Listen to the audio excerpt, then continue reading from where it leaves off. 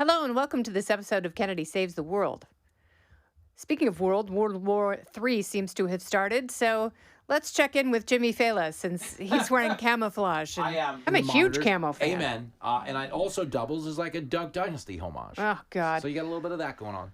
So I have all the stuff. I got everyone the straws where you can put it literally in a bucket of piss and drink it, and it's like perfectly fine.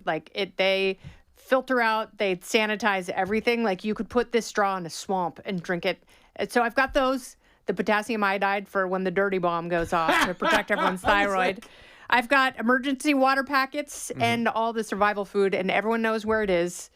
Everyone's got a knife. We all know where to meet, and we're just heading straight to the Traeger. Well, you're just going to go barbecue. Yeah. Well, the nice thing for me as a former New York City cab driver is I will get tipped off if there's a terror attack coming our way. I'm just going to call down to the garage and be like, hey, is my moon working? No? Oh, that's not good. No, is he still in that sleeper cell? Oh, that's not good. We got to get out of here.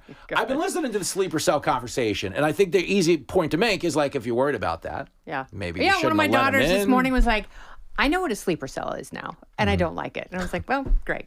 You want to laugh, by the way, on radio today? Yes, I would love to, because right now it's like... No, it's we're going to be fine. Everything is so serious, and we get torqued up like this every few years, and I'm like, I've got all the stuff. I'm ready to go. You're ready. I'll unplug. I have gold. I have silver. Stay away from my house. Like, it would be the worst decision of your life. Well, for all that fabulous talk about sleeper cells, I played a clip on radio today. It was Kamala saying...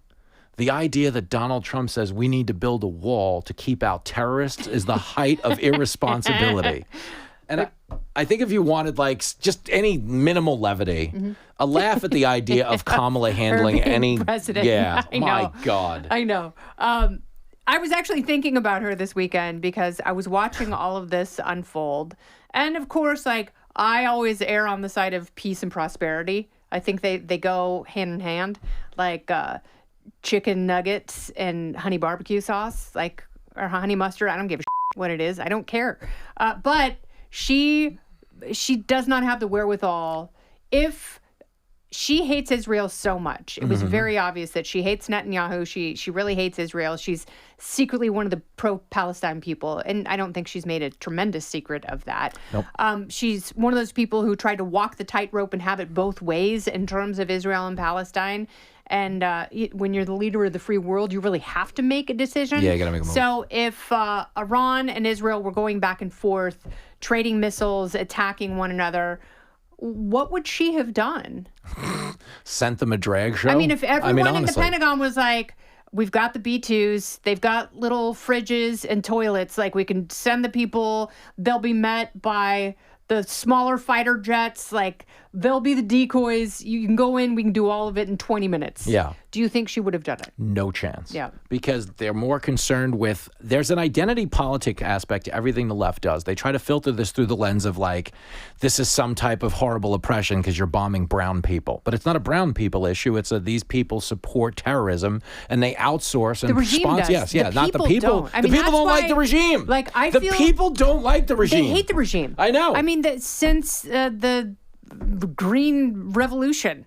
Listen, this was an attack on a... Since 1979. Like, they hate this regime. I know so many Persians in California because they had to leave. If they're Jewish or Christian, like they had to leave. You can't live in a authoritarian theocracy. Yes. If you are a zebra of a different stripe. These are lunatics. And there's no world where we're better off. I mean, this might be an oversimplification, but we're anti-war. We don't want to be in a prolonged foreign entanglement. No, absolutely None of us do, okay?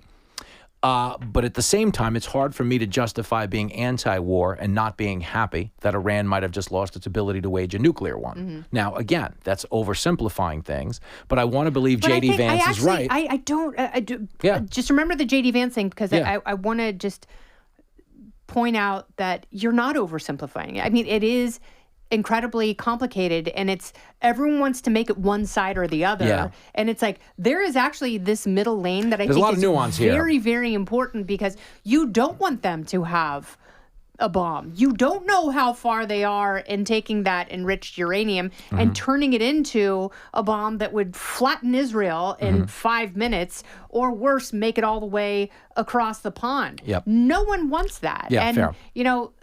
I think people like me kind of have the yips because we bought into the whole WMD thing. Iraq. And Did they ever get us? It really did. So people who still remember being bitten in the ass by that, we're still very, very skeptical, even if we have the defense secretary's number in our phone. And for good reason. And we do. Several of them. The burner phone. I'm kidding. But it's true. So that I completely factor that into my same analysis because I don't necessarily believe that they're acting in good faith in Washington all the time, especially when it comes to military conflicts, because as we know, there's also just a lot of money behind this. And Trump could be surrounded by people, I don't doubt that he is to some extent, that want this for entirely different reasons than the ones we're selling it for, and that would be my concern just the same. I want to believe J.D. Vance and take him at his word when he said we're not at war with Iran, we're at war with a very specific component of this regime, which is their nuclear capabilities. And I hope that we don't wind up in a prolonged situation.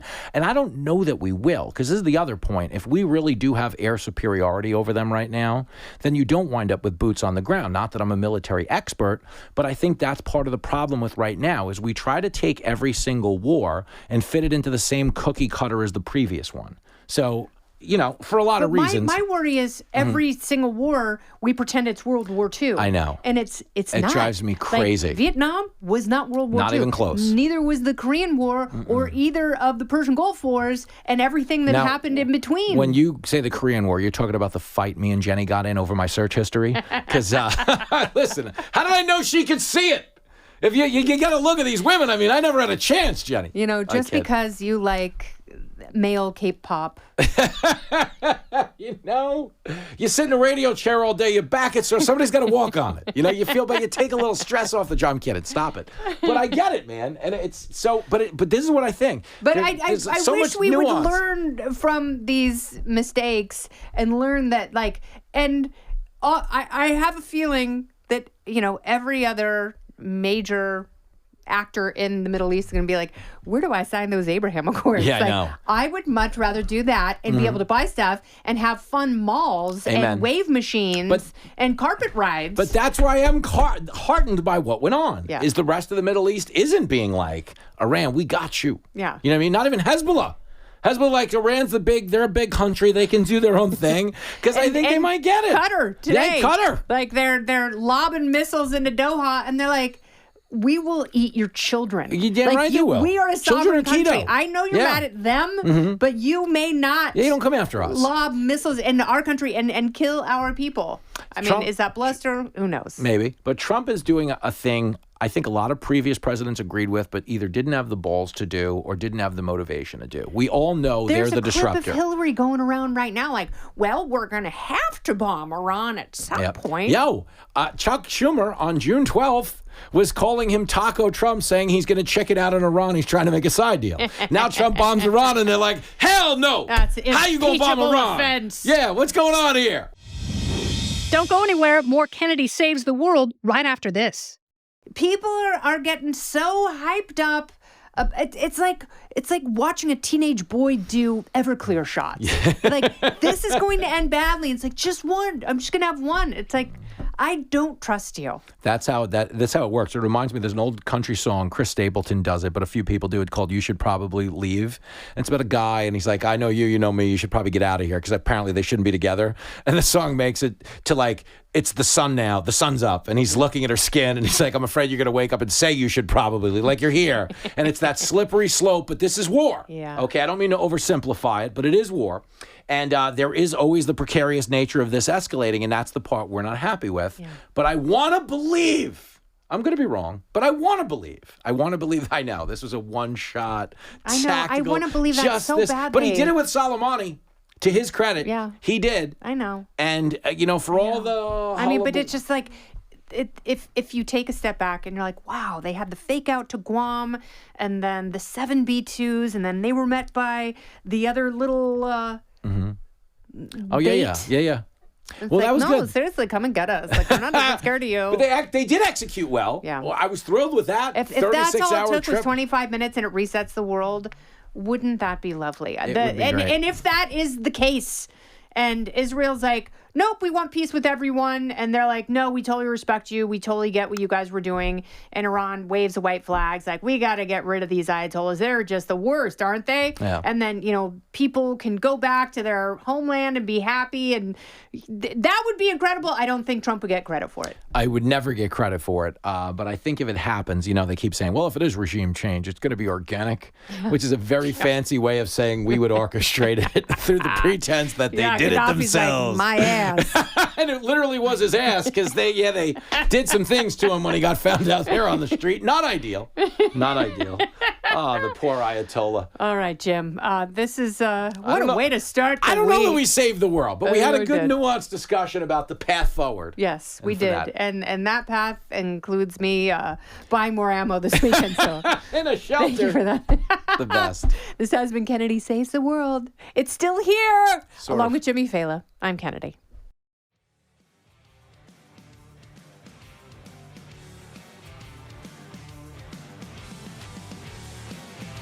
Listen ad-free with a Fox News Podcast Plus subscription on Apple Podcasts, and Amazon Prime members can listen to this show ad-free on the Amazon Music app. Oh, go ahead and leave me a review while you're there. I'd love to hear what you have to say. You've been listening to Kennedy Saves the World on the Fox News Podcast Network.